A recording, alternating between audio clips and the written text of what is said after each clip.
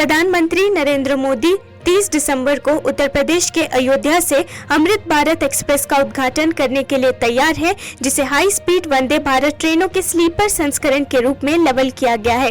वर्तमान में इस ट्रेन में विशेष रूप से द्वितीय श्रेणी के डिब्बे और स्लीपर शामिल है। समाचार एजेंसी पीटीआई के रिपोर्ट अनुसार रेलवे बोर्ड ने बुधवार को अमृत भारत ट्रेनों के लिए किराया संरचना की रूपरेखा तैयार करते हुए एक परिपत्र जारी किया, जिसमें द्वितीय श्रेणी और स्लीपर श्रेणी के यात्रियों के लिए दूरी के आधार पर टिकट की कीमतों को दर्शाने वाली किराया तालिका भी शामिल है।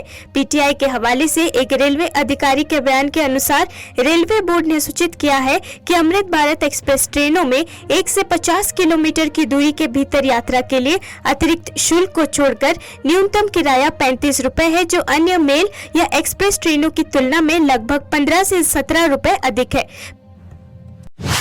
विदेश मंत्री एस जयशंकर ने बुधवार को क्रेमलिन में रशिया के राष्ट्रपति व्लादिमीर पुतिन से मुलाकात की और यूक्रेन में युद्ध सहित कई मुद्दों पर बातचीत की। पुतिन ने प्रधानमंत्री नरेंद्र मोदी को अगले साल रशिया आने को न्योता दिया।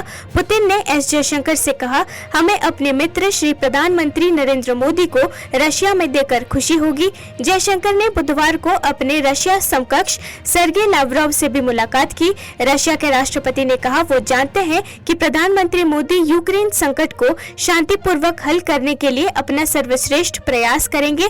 पुतिन ने जयशंकर से मुलाकात के दौरान ये भी कहा, कई बार मैंने प्रधानमंत्री मोदी को सलाह दी कि वहां मतलब यूक्रेन चीजें कैसे चल रही है और मुझे पता है कि वो पूरी कोशिश करने को तैयार है ताकि मुद्दे को शांतिपूर्ण तरीकों से हल किया जा सके। प्रधानमंत्री नरेंद्र मोदी ने बुधवार को कहा कि वो देश में स्वयं सहायता समूहों से जुड़ी 2 करोड़ महिलाओं को लखपति बनाना चाहते हैं।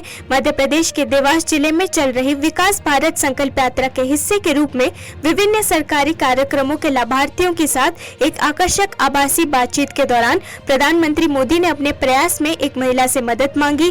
प्रधानमंत्री मोदी ने कहा, मैं देश में स्वयं सहायता समूह से जुड़ी 2 करोड़ महिलाओं को लखपति बनाना चाहता हूँ। इसके बाद प्रधानमंत्री मोदी ने मौके पर मौजूद महिलाओं से कहा कि अगर वो लखपति बनना चाहती हैं तो हाथ उठाएं, जिस पर सभी ने सकारात्मक जवाब दिया।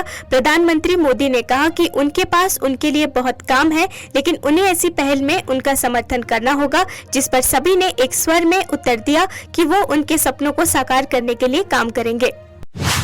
लोकसभा चुनावों से पहले भाजपा की तेलंगाना इकाई ने चुनावी तैयारियों पर चर्चा करने और हाल ही में हुए विधानसभा चुनावों की समीक्षा सहित अन्य चर्चाओं के लिए गुरुवार को एक महत्वपूर्ण बैठक बुलाई है।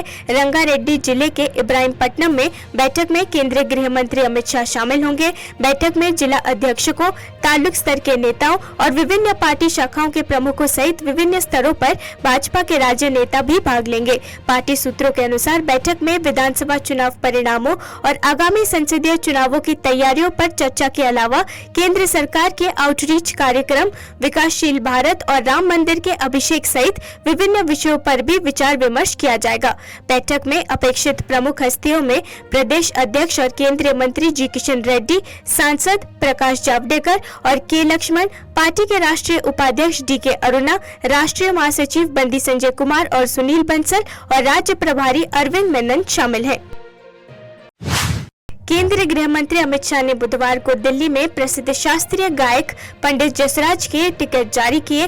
भारतीय डाक विभाग ने पंडित जसराज के प्रतिष्ठित पंडित मोतीराम पंडित मणिराम संगीत समारोह की स्वर्ण जयंती को चिन्हित करने के लिए टिकट जारी किया है।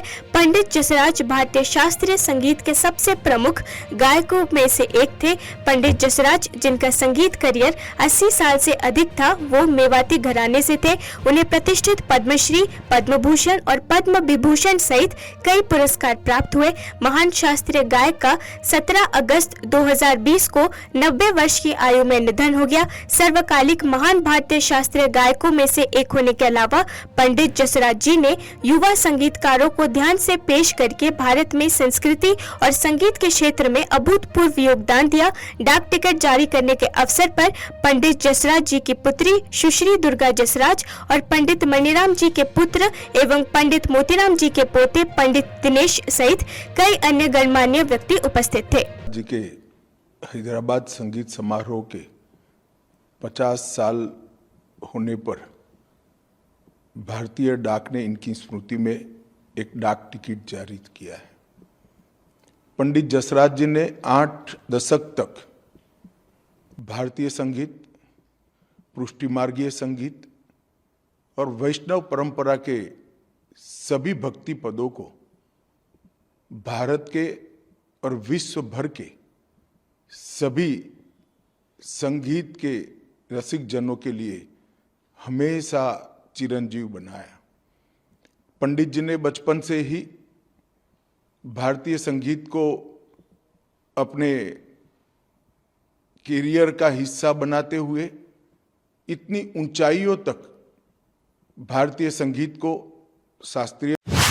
कांग्रेस आज पार्टी के 139वें स्थापना दिवस पर महाराष्ट्र के नागपुर शहर में होने वाली अपनी मेगा रैली है तैयार हम के साथ अगले साल के आम चुनावों के लिए अपने अभियान की शुरुआत करने के लिए पूरी तरह तैयार है। यह एक संवाददाता सम्मेलन को संबोधित करते हुए महाराष्ट्र कांग्रेस प्रमुख नाना पटोले ने कहा, ये देश के लोगों के लिए एक ऐतिहासिक क्षण होगा। जब भी देश पर संकट आया, कांग्रेस ने मोर्चा संभाला और देश में बड़ा बदलाव आया।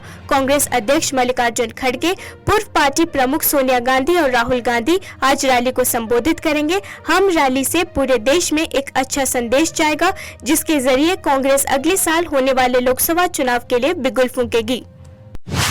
रक्षा मंत्री राजनाथ सिंह ने पिछले सप्ताह बुधवार को जम्मू के राजभवन में हुए आतंकवादी हमले में सेना के 4 जवानों की मौत के मद्देनजर स्थिति का जायजा लेने के लिए एक उच्च स्तरीय बैठक की अध्यक्षता की। बैठक में जम्मू कश्मीर के उप राज्यपाल ने भाग लिया। सेना प्रमुख मनोज सिन्हा, जम्मू कश्मीर के महानिदेशक, खुफिया एजेंसी और अन्य संबंधित एजेंसी के वरिष्ठ अधिकारी भी शामिल हुए।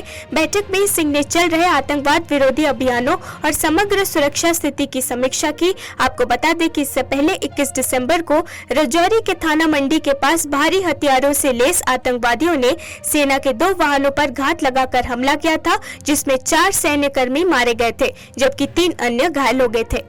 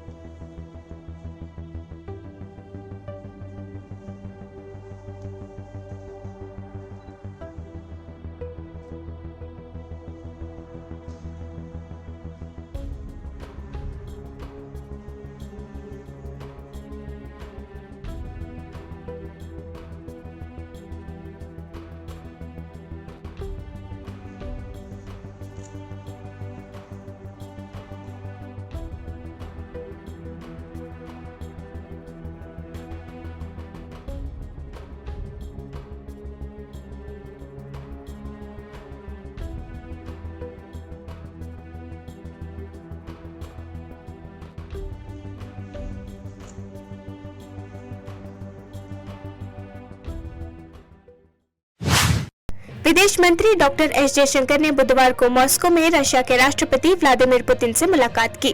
बैठक के दौरान एस जयशंकर ने बढ़ते भारत रशिया संबंधों पर प्रकाश डाला। उन्होंने रशिया के राष्ट्रपति पुतिन को प्रधानमंत्री नरेंद्र मोदी की शुभकामनाएं भी दी।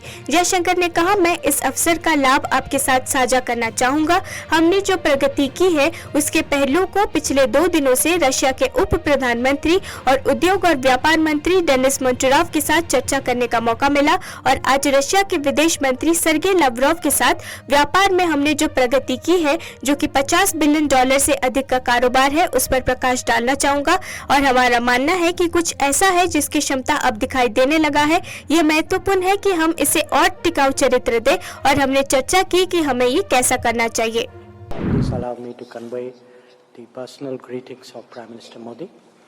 And he has also, through me, sent a letter to you, a letter expressing his thoughts about the state of our cooperation and the progress that we have made in recent days. I would, like you, highlight the progress we have made in trade, which is in excess of a turnover of $50 billion.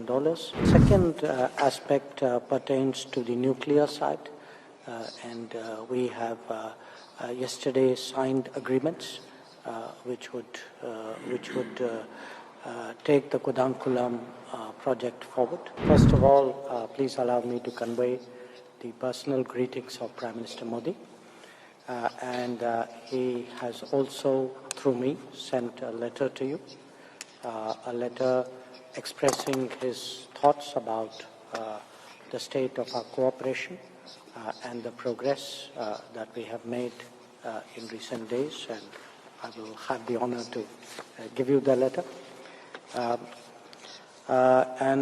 Certainly, Mr. President, he looks forward to visiting Russia next year, and I'm sure that we will find a date which is mutually convenient from the political calendar of both countries. So it is certainly something that he looks forward to. I would also, Excellency, like to take the opportunity to share with you some aspects of the progress that we have made, and in the last 2 days. Uttar Pradesh के अयोध्या में 22 जनवरी को भव्य रामलला प्राण प्रतिष्ठा समारोह से पहले अयोध्या में पुनर्निर्मित railway station का नाम बदलकर अयोध्या धाम रख दिया गया है। घोषणा के बाद राम जन्मभूमि मंदिर के मुख्य पुजारी ने सीएम योगी को धन्यवाद दिया। प्रधानमंत्री मोदी 30 दिसंबर को ये अत्याधुनिक रेलवे स्टेशन का उद्घाटन करेंगे। भव्य रेलवे स्टेशन में लिफ्ट, एक पर्यटक सूचना केंद्र और चिकित्सा सुविधाएं शामिल होंगी। नवीनीकृत प्लेटफॉर्म, नए साइन बोर्ड सहित सभी प्रकार की व्यापक तैयारियां पूरी की जा रही है। दीवारों पर चित्रित एस्केलेटर और भगवान राम के भित्ति चित्र और कई अन्य विशेषताएं होंगी। अच्छा हुआ, क्योंकि अयोध्या फैजाबाद जब अलग अलग रहा तो योगी आदित्यनाथ जी ने इसको पूरा अयोध्या कर दिया। अयोध्या करने के बाद में फैजाबाद हट गया। अब पूरा जो फैजाबाद अलग रहा, अयोध्या अलग रहा, वो एक अयोध्या हो गया। अब इधर उसका जो रेलवे स्टेशन फैजाबाद का था उसको कैंट स्टेशन कर दिया, उसका भी परिवर्तन हुआ। अब आ गया कि अयोध्या पहले था अयोध्या जंक्शन, अब अयोध्या जंक्शन को अयोध्या धाम कर दिए। यह माननीय योगी आदित्यनाथ जी के देन है, मुख्यमंत्री जी का, और उनके दिमाग में इस तरह आता है कितना इसमें परिवर्तन ला दें जिससे कि हमारे भक्तों को अच्छा लगे। और इस तरह से एक न एक नई बात यदि कोई आती है तो उसमें परिवर्तन कर देते हैं।